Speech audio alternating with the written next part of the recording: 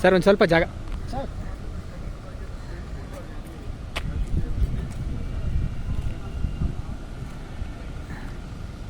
Sir ಒಂಚೂರು ಸರಿ.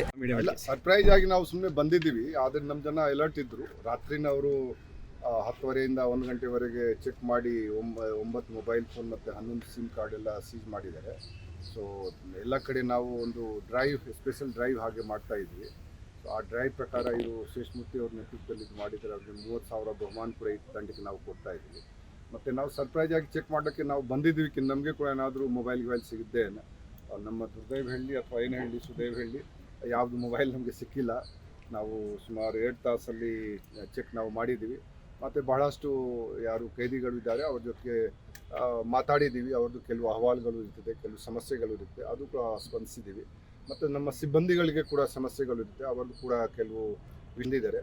ನಾವೇನಿದೆ ಅದು ಅವ್ರಿಗೆ ಅನುಷ್ಠಾನತರಕ್ಕೆ ಅದು ನಾನು ಪ್ರಯತ್ನ ಮಾಡ್ತೀನಿ. ಮತ್ತು ಇವರು ಇದೇ ರೀತಿ ನಮ್ಮ ಬಿಂದು ಮನಿಯವರಿದ್ದಾರೆ, ಸುಂದರರಾಜ್ ಅವರು ಇದ್ದಾರೆ, ಎಲ್ಲ ಲೋಕಲ್ ಆಫೀಸರ್ಸ್ ಇದ್ದಾರೆ. ಅವರು ಕೂಡ ಕಾಲಕ್ಕೆ ಇಲ್ಲಿ ಬಂದು ಭೇಟಿಯವರು ಮಾಡ್ತಾ ಇರ್ತಾರೆ.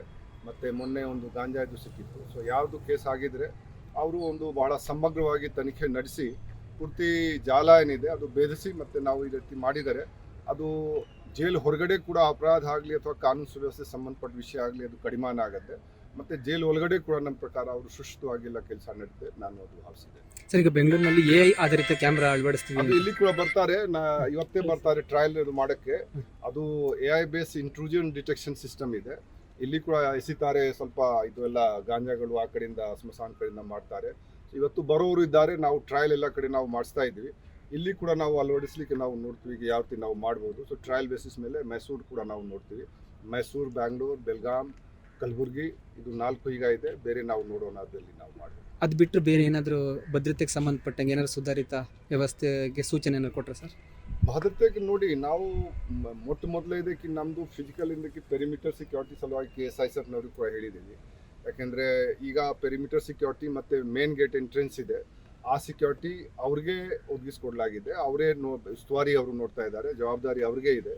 ಸೊ ಅವರು ಕೂಡ ಸರಿಯಾದ ರೀತಿಯಿಂದ ಇದು ಚೆಕ್ ಮಾಡಬೇಕು. ಯಾರು ಮೊಬೈಲ್ ಫೋನ್ ಆಗಲಿ ಅಥವಾ ಬೇರೆ ಕಾಂಟ್ರಾಬ್ಯಾಂಡ್ ಆಗಲಿ ಅದು ಒಳಗಡೆ ಹೋಗಬಾರ್ದು. ಮತ್ತು ಜೈಲು ಒಳಗಡೆ ಪ್ರೆಸಿಡೆಂಟ್ ಸ್ಟಾಫ್ ಕೂಡ ಜವಾಬ್ದಾರಿ ಇದೆ, ಯಾರು ಇದು ಯೂಸ್ ಮಾಡೋದು ಏನಿದೆ ಅದು ಆಗಬಾರ್ದು. ಈಗ ಸಿಗ್ನಲ್ ರಿಲೇಟೆಡ್ ಇಶ್ಯೂಸ್ ಇನ್ನೂ ಪೂರ್ತಿ ಸಾಲ್ವ್ ಆಗಿಲ್ಲ. ಆ TCILನವರಿಗೆ ನಾವು ಹೇಳ್ತಾನೆ ಇದು ಬಹಳ ದಿವಸದಿಂದ ಹೇಳ್ತಾ ಇದ್ದಾರೆ. ನಾವು ಕೂಡ ಕರೆದಿದ್ವಿ ಮೊನ್ನೆ. ಈಗ ಅವ್ರ ಜೊತೆಗೆ ಒಂದು ಮೀಟಿಂಗ್ ಮಾಡಿ ನಾವು ನೋಡೋಣ ಇದು ಏನು ಸರಿಪಡಿಸಬೇಕು. ಸೊ ನಾವು ಜಾಮರ್ದು ಇಫೆಕ್ಟಿವ್ನೆಸ್ ಏನಿದೆ ಅದು ಸ್ವಲ್ಪ ಹೆಚ್ಚಿಸ್ಲಿಕ್ಕೆ ಅದು ಕೂಡ ನಾವು ಪ್ರಯತ್ನ ಮಾಡ್ತೀವಿ. ಸರ್, ಸಿಬ್ಬಂದಿಗಳ ಕೊರತೆ ಏನಿದೆ ಸರ್? ಸಿಬ್ಬಂದಿದು ಕೊರತೆ ಇದೆ. ನಾವು ರಿಕ್ರೂಟ್ಮೆಂಟ್ ಸಲುವಾಗಿ ಕೂಡ ಪ್ರಪೋಸಲ್ ಇದೆ, ಅದು ಮಾಡ್ತಾರೆ. ಆದರೆ ಸಿಬ್ಬಂದಿ ಬರೋದು ರಿಕ್ರೂಟ್ಮೆಂಟ್ ಸ್ಟಾರ್ಟ್ ಆಗಿದ್ರು ಸಹ ನಮ್ಗೆ ಅನಿಸಿಗೆ 2 ವರ್ಷ 3 ವರ್ಷ ಈಗ ಬೇಕಾಗುತ್ತೆ. ಸೊ ನಾವು ಯಾವ ರೀತಿ ಇದು KSISFದು ಸಹಯೋಗದಿಂದ ಆಗಲಿ, ಲೋಕಲ್ ಪೊಲೀಸು ಸಹಕಾರದಿಂದ ಆಗಲಿ, ನಾವು ಸದ್ಯಕ್ಕೆ ಏನಿದೆ ಶಾರ್ಟ್ ಟರ್ಮಲ್ಲಿ ನಾವೇ ಹೆಚ್ಚು ಕೆಲಸ ಮಾಡಬೇಕಾಗತ್ತೆ. ರಿಕ್ರೂಟ್ಮೆಂಟ್ ಅದು ಪ್ರಾಸೆಸ್ ಅದು ಇದೆ, ಪ್ರಾಸೆಸ್ನಲ್ಲಿ ಇದೆ. ಆದರೆ ಸ್ವಲ್ಪ ಸಮಯ ಇದು ಕಾಲ ಹಿಡಿಯುತ್ತೆ. Thank you.